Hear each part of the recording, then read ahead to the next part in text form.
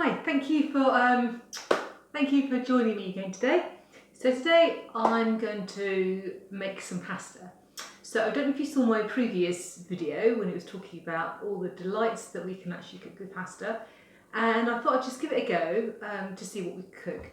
So I was going through the cupboards and I thought, actually, what can I put together and what might be nice for either a dinner or a light lunch. And I was thinking, actually, I'm going to cook with my cannelloni today. So this is maybe something that not many people maybe have in the cupboard, but actually it's a really great staple to have, and it just makes everything a little bit different because pasta can sometimes, as wonderful as it is, can be a little bit boring. You can actually make cannelloni out of fresh lasagna sheets as well. If you ever bought some of those, you just roll it up and that's great too. So we're going to make a mixture with ours. So what we're going to do is I'm going to fry off some onion with a little bit of courgette because that's all that I've got left, which would be perfect. I've got 2 carrots, but I think 1 will probably actually be enough, and a couple of sticks of celery that are just a little bit floppy, but they need using up and there's nothing the matter with them. So, and some frozen spinach. I love frozen spinach. I think frozen spinach is the best thing. It's just brilliant. It's just so great to have in the freezer. You can just take out a few blocks. You don't have to pre-boil it. You can add it to dishes. You can just cook with it. You can add it to everything. It's a really great staple to have, in my opinion, in the freezer. Okay, so let's get cooking. So, as usual, the tea towel underneath the chopping board to stop it moving. And then we're just going to top and tail our onion like we've done so many times before. Right, so chop up our onions. We're going to put that into our pan. Okay. Right, I don't know if anyone normally cooks with courgette. I must admit, we cook with it all the time. I think it's a brilliant vegetable to have, and if you grate it, it really will just dissolve. It's brilliant, just and you don't even know it's there, and it's added vegetable to have. Don't actually grate your courgette. Don't actually peel your courgette. Loads of people feel they want to, but actually it's added fibre, and you need all the fibre that we can get in our diet. None of us get enough. So we're literally just going to cut off the end, and I'm just going to chop this really, really small. Okay. So just going to chop this into. Then I'm going to do the rest of it. So I'm using courgettes because that's what I've got in the cupboard. I also had some butternut squash in the cupboard that I did wonder about using. I did wonder about that, and you could actually maybe even roast that first, and that would be fantastic. And you could use that as an accompaniment, or you could use anything you've got really. Just because what I'm using is what I've got in my cupboard doesn't mean what's in yours, and it would work equally as well. Okay, so the onions are starting to sizzle, so I'll just give them a little bit of a stir. We're going to add my courgette.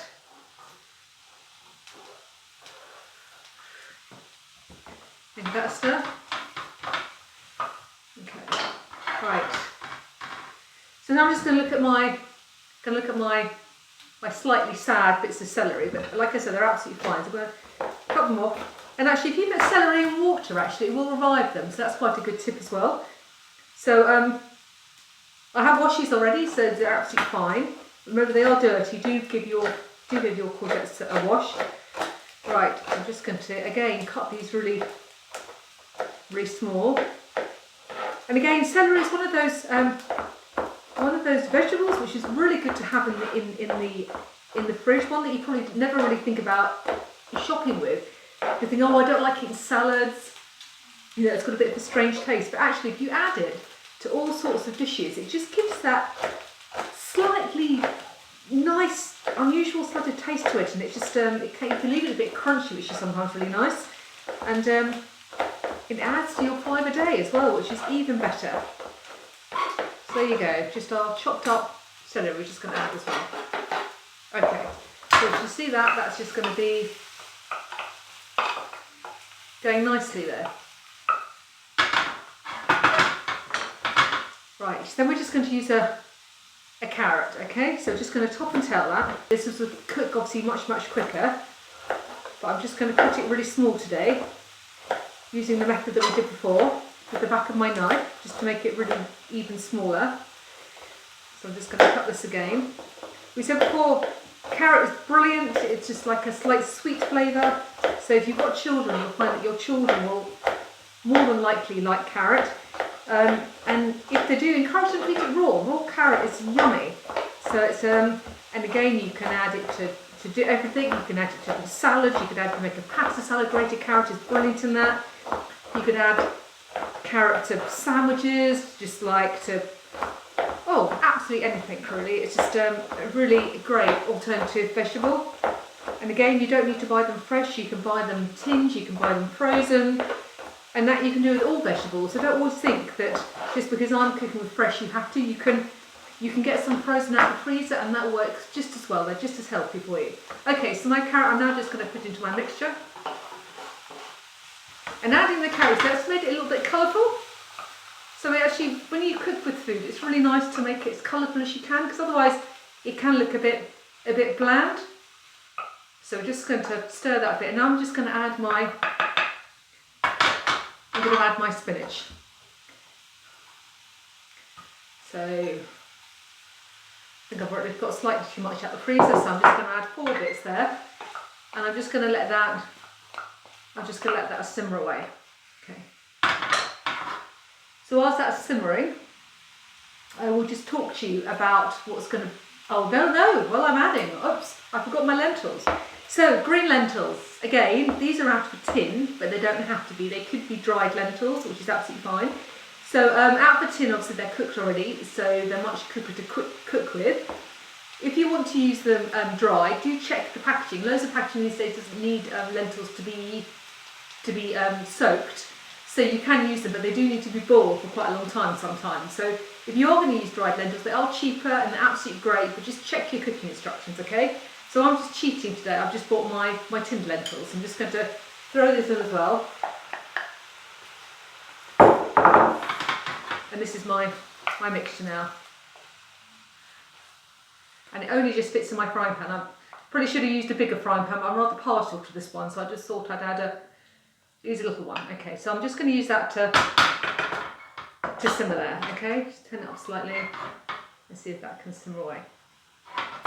Okay, when that's all ready, I'm then going to add it. I'm going to put it in my cannelloni, and then I'm going to make my tomato sauce. My tomato sauce is literally going to be some tinned tomatoes with a little tomato puree. Okay, so I actually add my tomato puree now. I'm just going to add a big dollop, and I'm actually going to add a stock cube. Like I said before, I like my chicken stock cube, but if you like to add a vegetarian or vegan stock cube, or you just don't like the taste of chicken, you want something else, that's absolutely fine. And just remember that seasoning is so important. So lots of reasons I think people don't like maybe home cooked food is because they're maybe sometimes used to buying ready meals and meals with jars that have a lot of flavour. They've got a lot of extra sugar, salt, but to enhance the flavour. So make sure that you taste your food, season, taste, season. Always make sure you're adding whatever flavour it is you think you're missing. You know, sometimes it can be, not that I advocate salt because it's not too much isn't good for you, but a tiny bit of salt can really bring out the flavour of the food. So as we put in our stock cubes are full of salt, so I'm not going to add any more salt. But what I am going to add some mixed herbs, okay? So you can buy these anywhere. These ones are herb de Provence, but you can add any mixed herbs, simple ones, just simple oregano, thyme, whatever you like really. Yummy. So I'm going to add that. Okay. Big handful. So you can see that, a big amount of herbs that have gone in, and I'm going to add a little bit of black pepper. Okay. And then literally that's literally going to be my sauce. So again, couldn't be easier, okay? And if you haven't got tinned tomatoes, then buy some passata. Passata is absolutely fine as well, something you can have in the cupboard. You can just pour that on instead, and that's just equally as good. Okay, so this is just going to simmer here for the moment. Right, I'm just going to leave that for the moment and come back to you when it's done. Hi. Okay, so this is our final dish then. Okay, so it's got the cannelloni filled with the ingredients. What you remember, that is some carrots, some courgette, a little bit of onions, some green lentils, some spinach. And we put the seasoning in that we needed, a little bit of Moroccan seasoning, a tiny bit of lemon juice, and then we've covered that with our tin of tomatoes and our tomato puree, and that's with a little bit of mixed herbs, a little bit of black pepper, and we put a chicken stock cube in. But remember, you don't have to use chicken, you can use veggie, it's absolutely fine. So I'm just going to put this in the oven now for probably about 20 minutes. If you wanted to, you could probably add a little bit of cheese on top. Cheese actually with crushed cornflakes is rather nice. Anyway, give it a go and go and see what you can make. I'd love to hear what you've made, what you're making with your staples in your cupboard. And join me for another pasta dish next time. Okay, thank you, bye-bye.